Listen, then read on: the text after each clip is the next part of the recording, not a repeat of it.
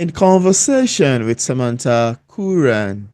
Samantha Curran is an author and illustrator with a focus on intricate wishful world. Within this world, she utilizes a fantasy element to emphasize the beauty of nature and the human experience. She has illustrated for the children's educational series The Poppy Passport and the YA fantasy novel The Lost Guest of Glinda the Good. A debut YA epic fantasy novel, The Rooted and the Wicked, is scheduled to release on April 22nd of 2025. And in today's episode of Photo Interview, it's my utmost pleasure, joy and excitement to have on the show today Samantha Curran with Cindy Breck co-hosting me in the conversation. Welcome on the show, Samantha. Sure. Thank you so much for having me. I'm excited to be here. We're excited to have you. Yeah, we're excited really to have you on the show today. I haven't read a snippet into your work. I'm excited we're here to talk about it. Thank you so much for coming on. Of course. Yeah, yeah. So Samantha, I need to first say congratulations on your upcoming release of The Rooted and the We Good, which is set for releasing on the 22nd of April 2025. But then I would like to ask you the many obvious questions authors get asked. What inspired you to write this book? How does this book come about? Sure. So in back in 2017, so it was over 8 years ago, Yeah. I was sketching two trees in the forest, and they kind of wove together in a way that felt kind of like two lovers holding each other. Wow. And I spent the rest of the woods, like the summer, searching the woods and drawing from nature. And I ended up creating these creatures, which were dryads. They were essentially trees. And then I was envisioning fairies. And I realized that that became the seed of my book, The Rooted and the Winged. Mm. So it was really born directly from nature. And several years later, in 2021, the Hurricane Ida, which was intensified from climate change, actually ended up tearing apart those two trees that I had drawn. So Wow. when I came back and visited, they were torn to splinters. Um, and it was really sad to me. And I also became really impassioned because the earth and the environment is really important to me. And there's a lot of destruction that's happening right now. And I had meant to delay writing The Rooted and the Winged, but in that moment, I realized I had to write it right away because the message needed to be said. And the message is essentially that we have to save the trees, not just because they're the lungs of the earth, but also because they're inherently beautiful.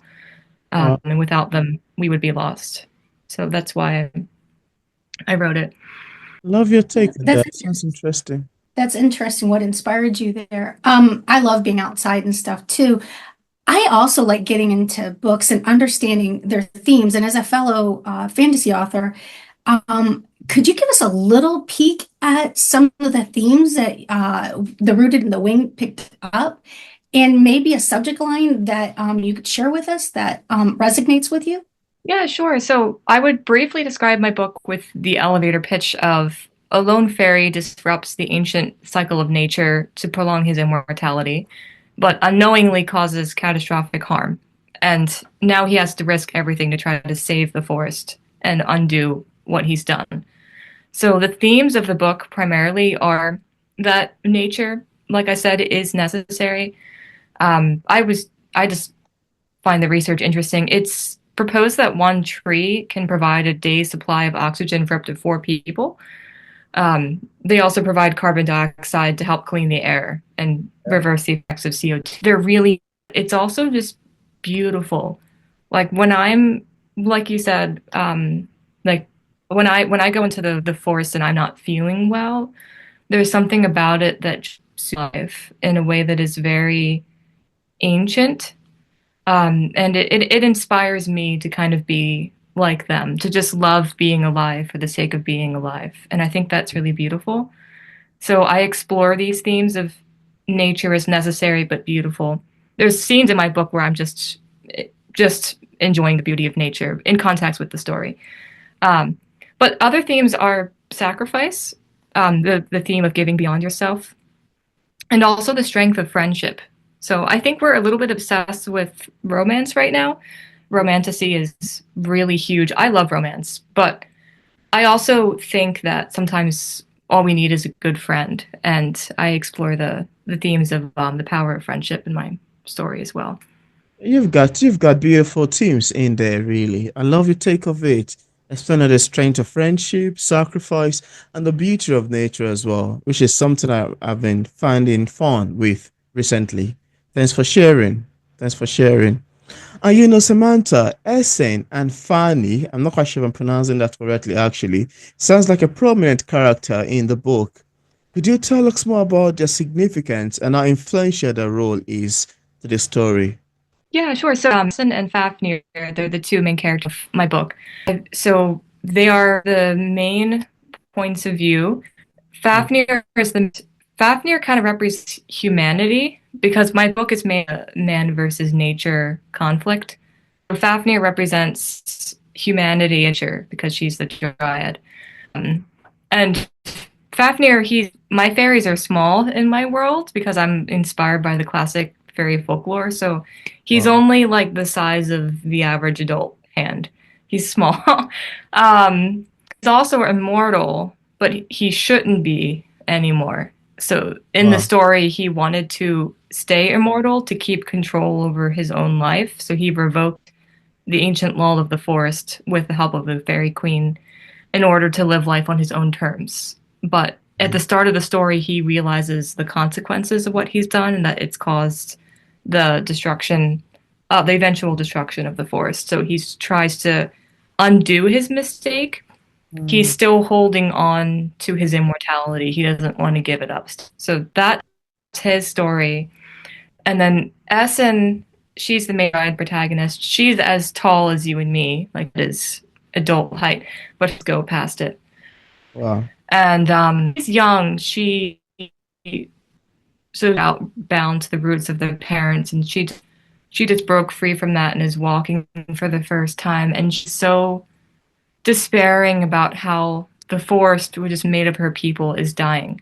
And her little baby sister was just born, and she wants her sister to live a happy life, but with the state of the dying world, she's afraid for her. So eventually she meets Fafnir and they go on a quest to bring the fairies back to the Dryad. I took the time to, look up your background, look up your history and stuff like that. And I found that you have some really dive into drawing trees, fairies, that kind of stuff.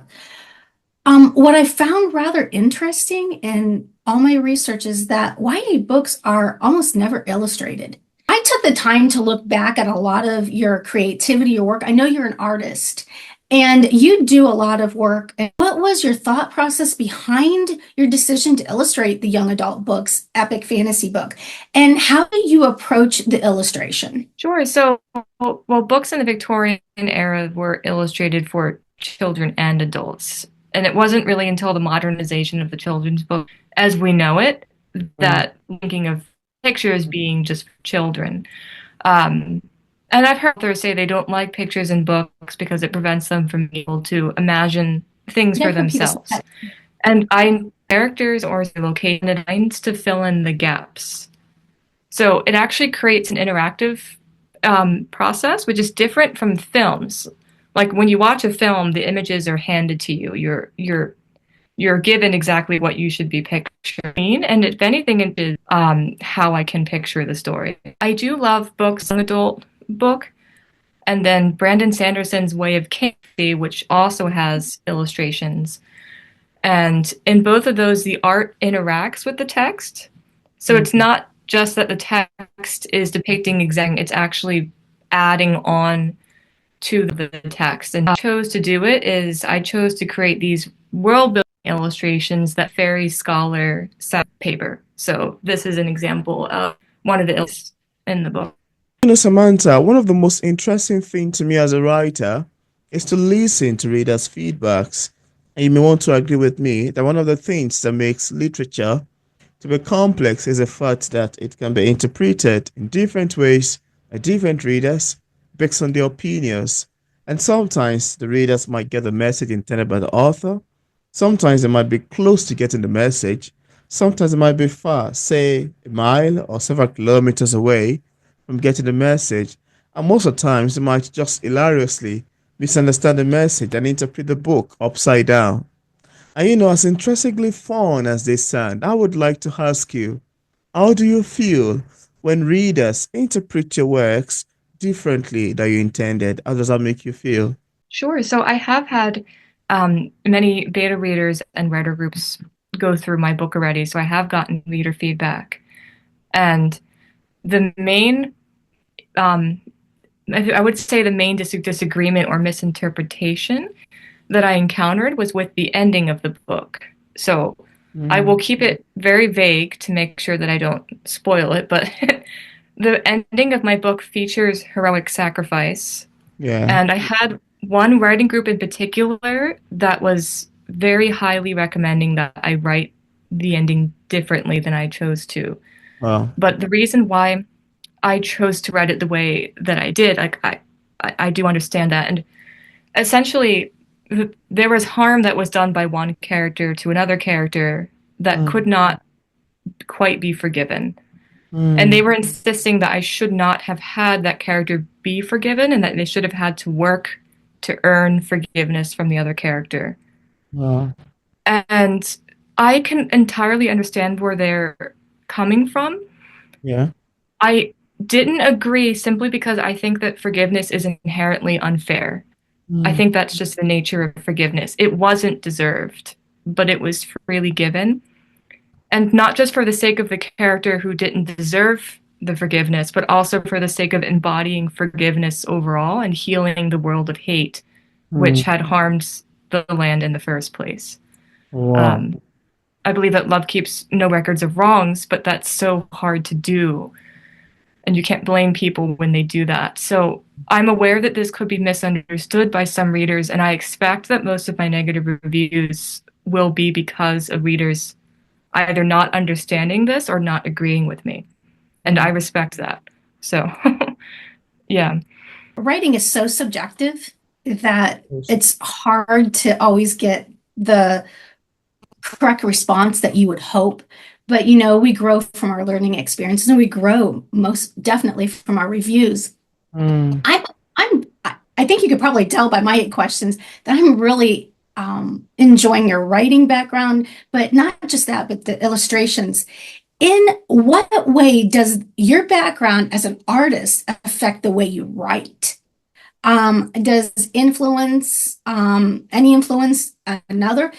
I know that you started to say that you were in the woods and you drew and stuff. So I know that's the culmination of it, but I know there's a little bit more depth to that. And I'm just trying to I want to get to the niche there. Yeah, so definitely it was very much inspired by my sketches in the woods. And my story started with me drawing the main characters, Essen and Fafnir, and as I was drawing them, I was asking them questions about themselves and considering like what they wore, why they wore it, where it came from in their environment, what that said about their person. Um, and for example, I gave this another character, a side character named Eluin. He's a fairy prophet, and I gave him a starling skull as a hat.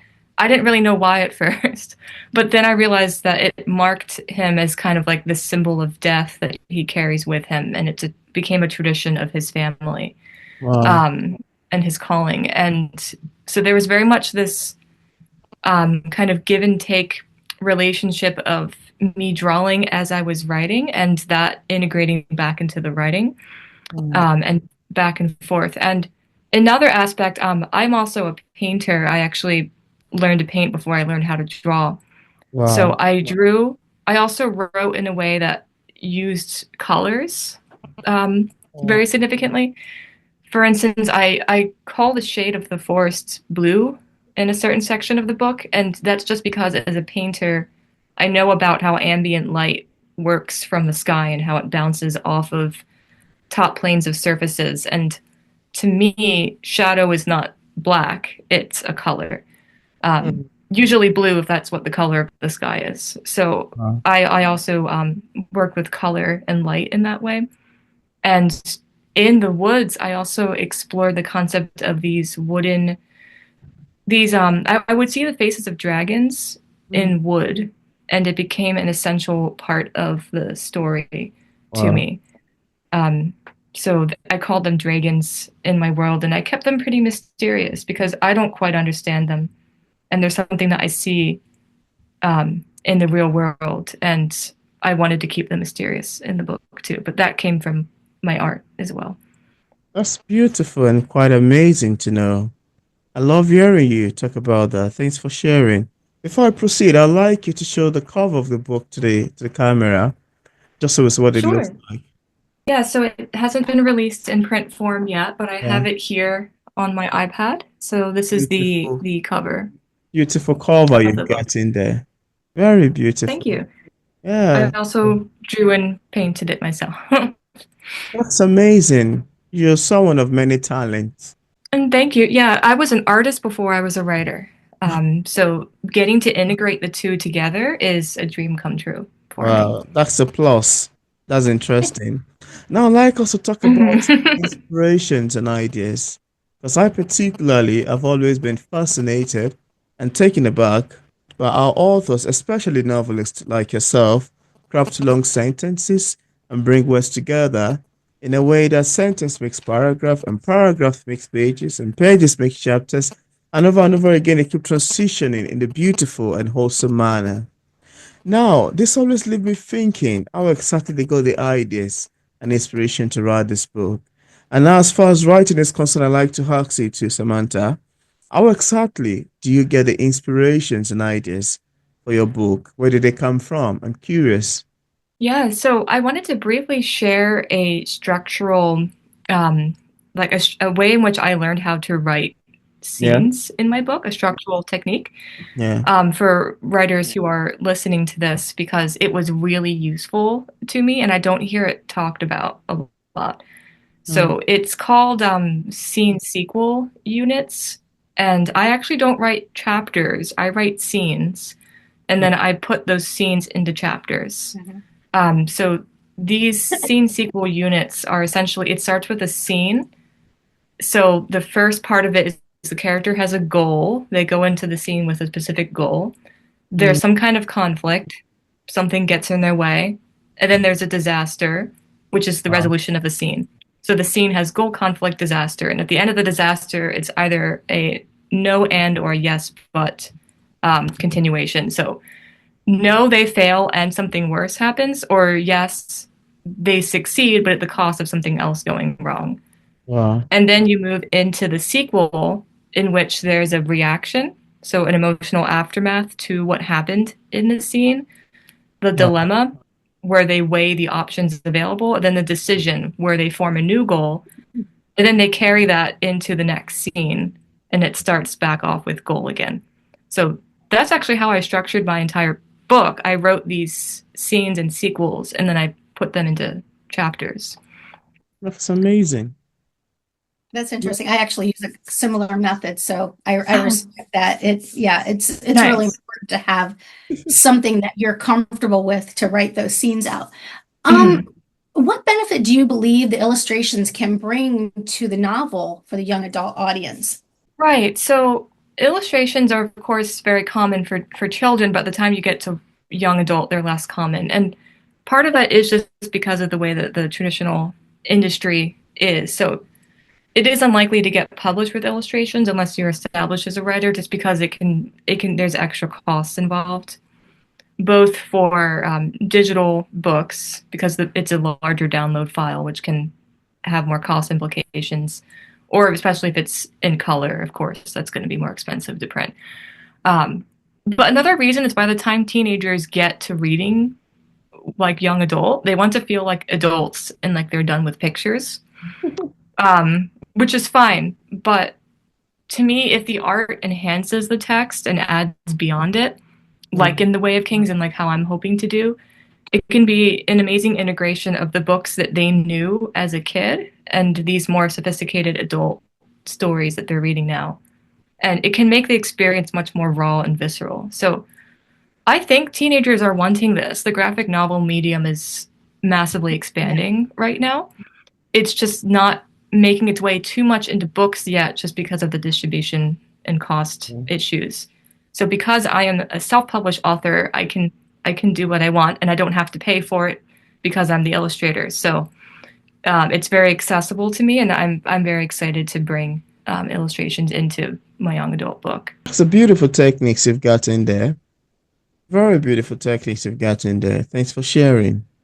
And now, Samantha, apart from the Rooted and the We Good, do you have any other works you've authored or say currently working on?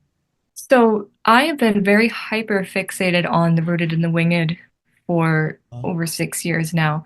Wow. I have been thinking about sequel ideas. I have not been able to really sit down and decide what my next project will be yet because I've been so focused on getting this book out. I do have a sequel idea. I also have an idea of making a world building book Yeah. for the world. So it'll be like an illustrated art book, kind of like Dragonology, where I'll explore the concepts of the world and illustrate them.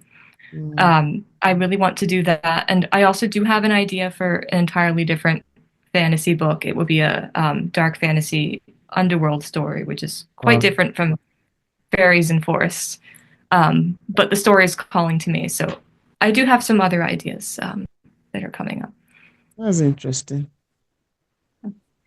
As a self-published author, what sort of advice could you give writers who are still struggling to get their books out there? And where can readers actually get a copy of your book? Yes. So I believe it takes a village to make a good book. A good book can happen independently, but you're much more guaranteed of making a good book if you get a lot of eyes on it as you're writing it. Mm, I highly recommend getting a handful of beta readers. There's a lot of good quality ones on Fiverr, though you do have to pay for them, but that's where I got mine from. yeah. And really, I think you should, if you can find it, try to find a good writing group. I was very fortunate to be able to be in two as I was writing The Rooted and the Winged. My book would not be the same without them. We met every week and they workshopped their stories and they workshopped my book chapter by chapter. Both groups read my book That's twice, impressive. actually.